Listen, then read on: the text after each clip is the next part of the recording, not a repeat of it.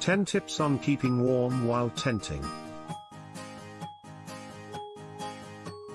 Will a tent itself keep me warm?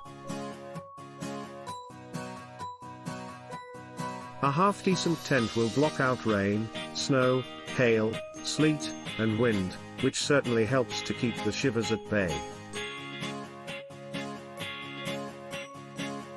However, in colder environments, tents are unlikely to provide sufficient insulation on their own. Different tents retain more or less heat depending on the materials they are made from, as well as their size, shape, and current weather conditions. Tents act like wetsuits, creating a warm pocket of insulating air around your body. Smaller tents will fit more snugly, and will therefore warm up faster. 10 tips on keeping warm while tenting.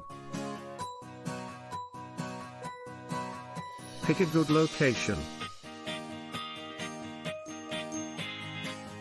Try to find a sheltered, dry area to set up camp, ideally not too far from fresh water. Avoid camping on the track, near cliffs, in bodies of water, or on icebergs. You'd be surprised, if possible. You don't want the surrounding area sloping towards your tent. Should there be precipitation in the middle of the night, you'll end up waking with your tent and sleeping bag flooded. Keep your tent closed. It may seem obvious, but you'd be surprised how often people forget to zip up their tent after leaving it. If you leave the zips open on the tent, you allow cold air to come in, and the hard-won insulating layer of hot air to escape.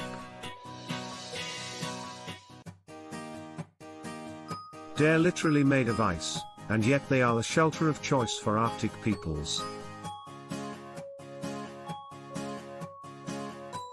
The lack of windows isn't a design flaw, it's a feature. Keeping the tent closed will help stave off hypothermia, as well as biting insects. Learn how to set up your tent properly, before trying it out in the field. Get a ground mat, or two. For a person lying in a tent, most body heat is usually lost via conduction with the cold ground. To stay warm, you want to put as much insulation in between yourself and the ground as possible. This will slow down the rate of heat loss for your body, in much the same way atmospheric CO2 slows down the rate of heat loss for the planet. Ground mats should be standard for all camping expeditions. Inflatable ground mats are generally more comfortable, and provide better insulation, but, like any inflatable device, are prone to irreparable damage. If you're really concerned about how cold it may get, pack 2 sleeping pads instead. Layer up.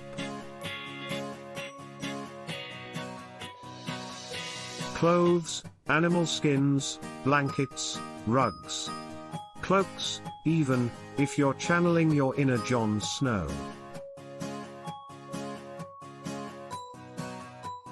Again, this helps to reduce heat loss, with the added benefit of padding out your body for a solid 8 hours of beauty sleep. Avoid wearing cotton if it's wet. Don't take cotton camping, or outdoors at all if there's the remotest possibility of it getting damp. Cotton is extremely moisture absorbing. So much so that it can absorb as much as 2,700% of its own weight in moisture. Synthetics are okay, but stick to wool as much as possible for warmer layers. It's biodegradable, absorbs unpleasant odors, and frankly, if it's good enough for sheep and alpacas on those freezing mountain ranges, it's good enough for you as well. When packing, try to take multiple thinner layers rather than a few thicker ones. This will help you to modulate your body temperature.